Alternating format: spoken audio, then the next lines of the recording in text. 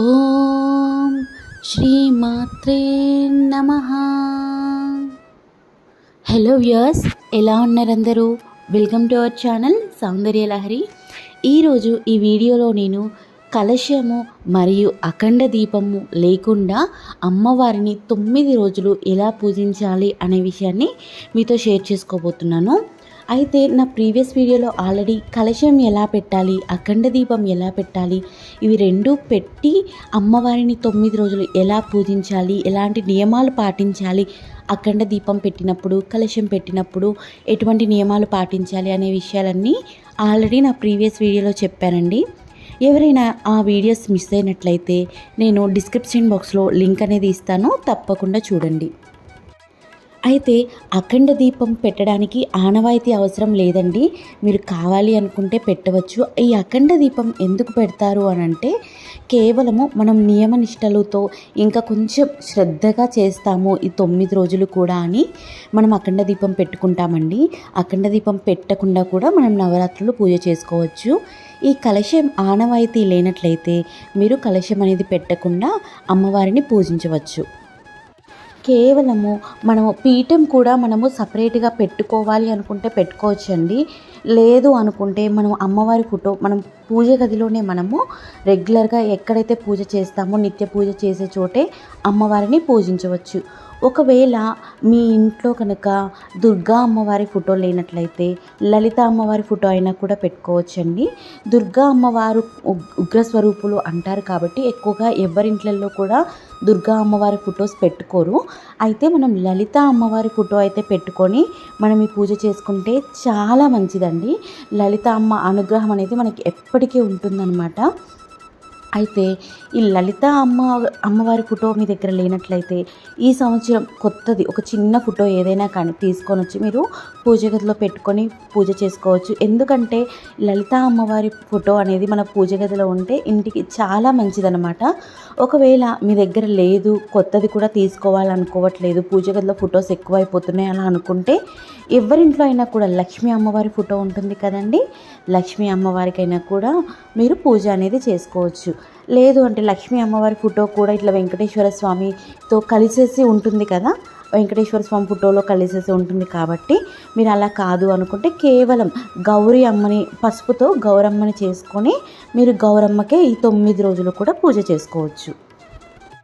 మనం మనస్సులో అమ్మవారిని, దుర్గా అమ్మని, లలిత అమ్మని ఇలా 9 రూపాలని కూడా మనం పూజించుకుంటున్నాము అని మనస్సులో కరెక్ట్గా అనుకుంటే సరిపోతుందండి.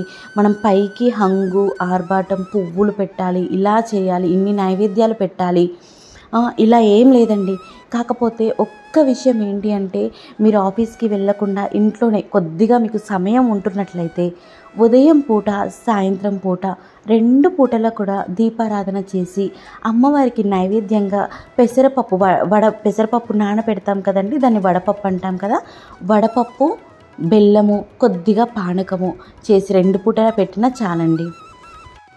నైవేద్యాల విషయానికి వస్తే ఏ నైవేద్యమైనా కూడా అమ్మవారికి పరమాన్నం కానీ, దద్దోజనం కానీ, పులిహార కానీ ఇవన్నీ కూడా పెట్టుకోవచ్చు. తప్పకుండా ప్రతిరోజు ఉదయం సాయంత్రం వడపప్పు, బెల్లము, పానకము ఉండేలా చూసుకుంటే సరిపోతుందండి. ఇవి చేయడానికి పెద్ద టైం కూడా పట్టదు.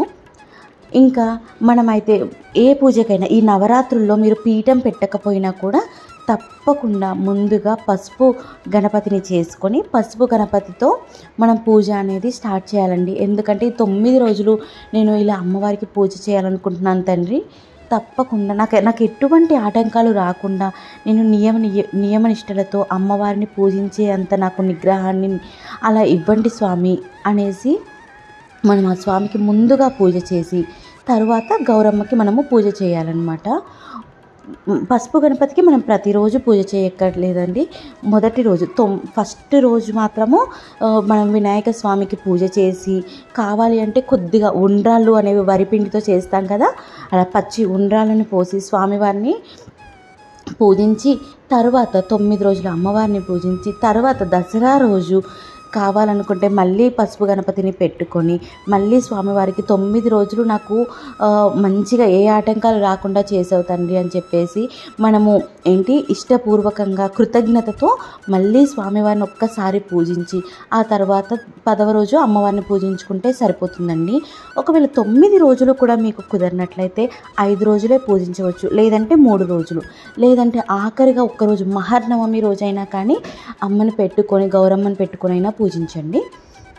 అయితే అభిషేకం అనేది అమ్మవారికి ఈ 9 రోజులు చేస్తే ఎంతో అది మనకి పుణ్యం అనేది లభిస్తుందండి. ఎందుకంటే అమ్మవారు ఈ 9 రోజులు కూడా యుద్ధం చేసి ఎంతో ఉగ్రంగా ఉంటారంట కదండి. కాబట్టి ఇలా అమ్మవారిని అభిషేకం చేసి కుంకుమార్చన చేసి అమ్మవారిని మనం శాంతపరుస్తూ ఉండాలండి. అప్పుడు అమ్మవారు శాంతపడి మన కోరికలన్నీ కూడా తీరుస్తారు. మీరు కరెక్ట్గా 9 రోజులు నియమనిష్టలతో ఈ పూజ అయితే చేసి చూడండి. తప్పకుండా మీరు ప్రతి సంవత్సరం చేసుకుంటారండి. మన అమ్మ మన మీద అంతటి అనుగ్రహం అనేది చూపిస్తుందన్నమాట. ముందుగా అయితే పీఠం ఇలా ఏర్పాటు చేసుకుని, ఒకవేళ పీఠం ఏర్పాటు చేసుకోకపోతే డైరెక్ట్గా మనం పూజ గదిలో గౌరమ్మని పసుపు గౌరమ్మని ఏర్పాటు చేసుకొని పూజ చేసుకోవచ్చండి. నేనైతే ఇలా పూజ గదిలోనే పీఠం పెట్టుకొని ఎలా చేసుకోవాలి అనేది చూపిస్తున్నాను కింద. ఎందుకంటే మనం నైవేద్యాలు అవన్నీ పెడతాం కదా, మనకి ప్లేస్ సరిపోదు కాబట్టి నేను ఇలా కింద ఒక పీఠం అనేది ఏర్పాటు చేసుకొని అమ్మవారిని పూజిస్తున్నాను. ముందుగా అయితే ఇలా పసుపుతో అలికేసి దాని మీద బియ్య పిండితో ముగ్గు వేసి దాని మీద కొద్దిగా పసుపు కుంకుమలను చల్లి దాని మీదుగా ఒక పీట అనేది ఏర్పాటు చేసి దాని మీద ఎరుపు రంగు లేదంటే ఆకుపచ్చ రంగు ఏదైనా కూడా కొత్తది లేదంటే ఉతికినది జాకెట్ ముక్కని కానీ ఏదైనా వస్త్రాన్ని వేసి దాని మీద కొద్దిగా బియ్యాన్ని అనేది పరిచి ఆ బియ్యం మీద మనము లలిత అమ్మవారి ఫోటోని కానీ లేదంటే మీ దగ్గర ఉన్నట్లయితే దుర్గా అమ్మవారి ఫోటో కానీ లేదు అనుకుంటే లక్ష్మీ అమ్మవారి ఫోటో అయినా కానీ ఏదైనా కూడా పెట్టుకోవచ్చు. లేదు అవేమీ లేవు అనుకుంటే పసుపు గౌరమ్మనికైనా కానీ పెట్టుకొని మనం పూజ అనేది చేసుకోవాలి. తరువాత మనం పసుపు గణపతిని చేసుకొని షోడశోపచార పూజ అనేది చేయాలి. తర్వాత దీపం ధూపం గంధం పుష్పం నైవేద్యం ఇలా పంచోపచారాలు కూడా చేసి తరువాత మనము అమ్మవారిని పూజించాలి. ఒకవేళ మీ దగ్గర విగ్రహం లేదు అనుకున్నట్లయితే మనం పసుపు గౌరమ్మకైతే అభిషేకం చేయలేం కదండి, కుంకుమార్చన చేయొచ్చు. కానీ అలా అభిషేకం మీకు చేయాలి అని అనిపిస్తే మాత్రం మార్కెట్లో మనకి ఇత్తడిది లేదంటే రాగిది అమ్మవారి రూప్ అనేది దొరుకుతుందండి. ఇత్తడిది 10 రూపాయలకే వచ్చేస్తుంది. మనకి చిన్న రూపాయి కాయిన్ సైజులో ఉంటుంది.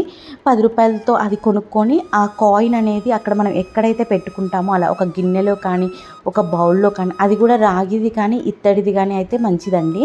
అంతేగాని స్టీల్ వాటిల్లో పెట్టకూడదు.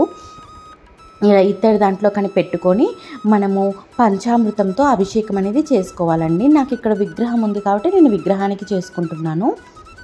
ఇలా అభిషేకం అనేది ఫస్ట్గా ఆవు పాలతో ఆవు పెరుగుతో ఆవు నెయ్యితో తేనెతో పంచదారతో ఇంకా మన దగ్గర ఉన్నట్టయితే ఏదైనా పండ్ల రసాలతో కూడా మనము అభిషేకం అనేది చేసుకోవచ్చు. పంచామృతంతో ఇలా అభిషేకం చేసుకున్న తర్వాత అవన్నీ కూడా తీసేసి పక్కన పెట్టేసి మనం అది తర్వాత ప్రసాదంగా ఆ పంచామృతాన్ని స్వీకరించాలండి. తర్వాత అమ్మవారిని నీటితో శుభ్రం చేసి మళ్ళీ పెట్టి అమ్మవారిని పసుపు కుంకుమ గంధము ఇంకా శుద్ధ జలంతో అభిషేకం అనేది చేయాలండి. ఆ తర్వాత అమ్మవారిని తెల్లని వస్త్రంతో తుడిచి అమ్మవారికి గంధంతో కుంకుమతో బొట్లు అనేవి పెట్టి తరువాత మనం కుంకుమార్చన అనేది చేయాలి. నేనైతే ఈ అమ్మవారి విగ్రహానికి అభిషేకం చేశాను కదండి, కాబట్టి విగ్రహానికి అలాగే పసుపు గౌరమ్మకి రెండింటిని కూడా ఒకేసారి చోట పెట్టి నేను ఇలా పసుపుతో కుంకుమతో కుంకుమార్చన చేశానండి. ఈ కుంకుమార్చన చేసేటప్పుడు మనము లలిత అష్టోత్తరాలు లలిత సహస్రనామాలు కంపల్సరీగా చదువుకోండి. ఉదయం కానీ సాయంత్రం 2 పూటలా చదువుకోవడం కుదరకపోతే ఒక్క పూట అయినా కానీ చదువుకోండి. లేదా 2 పూటలు పూజ చేయడం కుదరని వాళ్ళు ఒక్క పూట అయినా చేసి ఈ నామాలు అనేవి చదువుకోండి. చదువుకుంటూ అమ్మవారిని చిట్టి గాజులతోటి ఇంకా మన దగ్గర ఏమైతే ఉన్నాయో వస్తువులు మంగళకరమైన వస్తువులు ఉంటాయి కదండి, చిట్టి గాజులు తామర గింజలు ఇలా వాటితో మనం పూజ అనేది చేసుకోవచ్చండి, అమ్మవారిని అర్చించుకోవచ్చు. అయితే ఇలా మనం పూజించుకున్న తర్వాత ఆ కుంకుమ అనేది 9 రోజులు కూడా మనం పూజించుకునేటప్పుడు 9 రోజులు అలాగే ఉంచాలండి. ఆ కుంకుమని కానీ పసుపుని కానీ మనం ఎక్కడైతే అర్చించుకుంటామో అక్కడ ఆ ప్లేస్ని అస్సలు కదపకూడదు. అమ్మవారు 9 రోజులు అక్కడ కొలువై ఉంటారనమాట. మనం ఖచ్చితంగా అమ్మవారు అక్కడ ఉన్నట్టే అనుకోవాలి. అక్కడ వచ్చి తీరుతారండి మనం గనక నిష్టగా చేస్తే. తర్వాత అమ్మవారి దగ్గర ఎరుపు గాజులు, అలాగే ఆకుపచ్చ రంగు గాజులు ఒక అర డజన్ అలా అమ్మవారి ముందు ఉంచితే మంచిదండి. అమ్మవారికి గాజులంటే, మట్టి గాజులంటే చాలా ఇష్టమంట. ఇలా ఫస్ట్ ముందుగా మనం పసుపు గణపతికి తాంబూలం ఇచ్చేసేయాలండి. ఇచ్చిన తర్వాత మనము మళ్ళీ అమ్మవారికి పూజ అనేది చేసుకోవాలి. ఇలా అష్టోత్తరాలు అన్నీ చదువుకున్న తర్వాత అమ్మవారికి పసుపు ఫస్ట్ రోజైతే కంపల్సరిగా ఇలా ఒక జాకెట్ ముక్కని కానీ లేదంటే ఒక చీరని కానీ పెట్టి తాంబూలం అనేది ఇవ్వాలండి. గాజులు, పసుపు, కుంకుమలు, ఆకు, ఒక్క, ₹1 కాయిన్ ఇలా అన్నీ పెట్టి మనం అమ్మవారికి తాంబూలం ఇచ్చేసి కొబ్బరికాయ కొట్టి మనము హారతి అనేది ఇవ్వాలండి. ఫస్ట్ రోజు కంపల్సరీగా ఇలా జాకెట్ ముక్కను పెట్టండి. అలాగే ఫస్ట్ రోజు కంపల్సరీగా కొబ్బరికాయ కొట్టండి. 9 రోజులు కొబ్బరికాయ కొట్టవలసిన అవసరం లేదు. మనం లాస్ట్ 9వ రోజు ఉద్వాసన చెప్తాం కదండి. ఉద్వాసన చెప్పే రోజు మనము ఇలా కొబ్బరికాయ కొట్టుకుని మళ్ళీ అమ్మవారికి ఒక జాకెట్ పీస్ కానీ లేదంటే చీర కానీ పెట్టుకుంటే చాలా మంచిదండి. అమ్మవారిని ఆ రోజు మన ఇంటికి ఎవరైనా ముత్తైదువు వచ్చి వెళ్తుంటే మనం తప్పకుండా తాంబూలం ఇచ్చి పంపిస్తాం కదండి.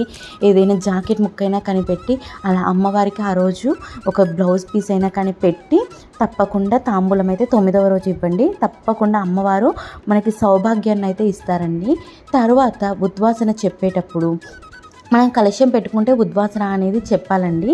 అంటే ఉద్వాసన చెప్పడం అంటే ఇలా 3 సార్లు కదిలిస్తాం కదా, గౌరమ్మని కూడా అలాగే కదిలించుకుంటే సరిపోతుందండి 3 సార్లు. ఇలా 9వ రోజు మనం ఉద్వాసన చెప్పేటప్పుడు ఎటువంటి మంత్రాన్ని చెప్పాలి అనేది నేను డిస్క్రిప్షన్ బాక్స్లో ఇస్తానండి.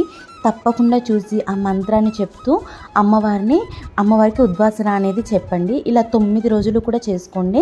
ఏ రోజు ఏ అలంకారం ఉంటుందో ఆ అలంకారానికి సంబంధించిన అష్టోత్తరాలు, సహస్రనామాలు, ఇంకా అమ్మవారికి సంబంధించిన శ్లోకాలు ఇలాంటివన్నీ కూడా మనకి ఆన్లైన్లో దొరుకుతాయండి.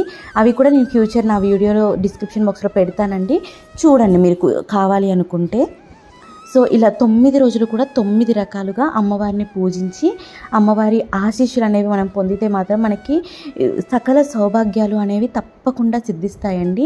ఈ ఉద్వాసన చెప్పేటప్పుడు మనం అమ్మవారిని ఎంతో ప్రీతికరంగా, ఇప్పుడు మన ఇంటికి ఎవరైనా మనకి బాగా ఇష్టమైన వ్యక్తి వచ్చి వెళ్ళిపోతూ ఉంటే మనం ఎంత బాధపడతామండి. అలాగే అమ్మవారిని సాగనంపేటప్పుడు కూడా అమ్మ నిన్ను అసలు ఆవాహనం చేయడం నాకు రాదు, నీకు పూజ చేయడం కూడా నాకు రాదమ్మా, నిన్ను ఎలా సాగనంపాలో కూడా నాకు రాదు, ఏమైనా ఇన్ని రోజులు ఈ 9 రోజులు కానీ ఏమైనా నేను తెలిసి తెలియక తప్పు చేసి ఉంటే నన్ను క్షమించమ్మా అని చెప్పి అమ్మవారిని సాగనంపాలండి. ఇదండి అసలు ఉద్వాసనకి అసలైన అర్థం అంటే ఇదండి ఈరోజుటి వీడియో. ఇంకా ఈ వీడియో మీకు నచ్చినట్లయితే ఈ వీడియోని లైక్ చేయండి. ఇంకా ఎవరికైనా ఉపయోగపడుతుంది అనుకుంటే వాళ్ళకు కూడా షేర్ చేయండి. అలాగే మీరు నా ఛానల్ని సబ్స్క్రైబ్ చేసుకొని పక్కనే ఉన్న బెల్ ఐకాన్ని క్లిక్ చేయండి. అప్పుడు నేను ఫ్యూచర్లో ఏ వీడియోస్ చేసినా కూడా మీకు వెంటనే నోటిఫికేషన్లోనే కనిపిస్తుందంటే అప్పుడు మీరు ఆ వీడియోస్ అనేది చూడొచ్చు. తప్పకుండా నేను అన్నీ కూడా అమ్మవారికి సంబంధించిన విషయాలు అన్నీ కూడా నేను ఫ్యూచర్లో షేర్ చేసుకుంటానండి. కాబట్టి ఛానల్ని సబ్స్క్రైబ్ చేసుకొని బెల్ ఐకాన్ని తప్పకుండా క్లిక్ చేయండి. Thank you so much.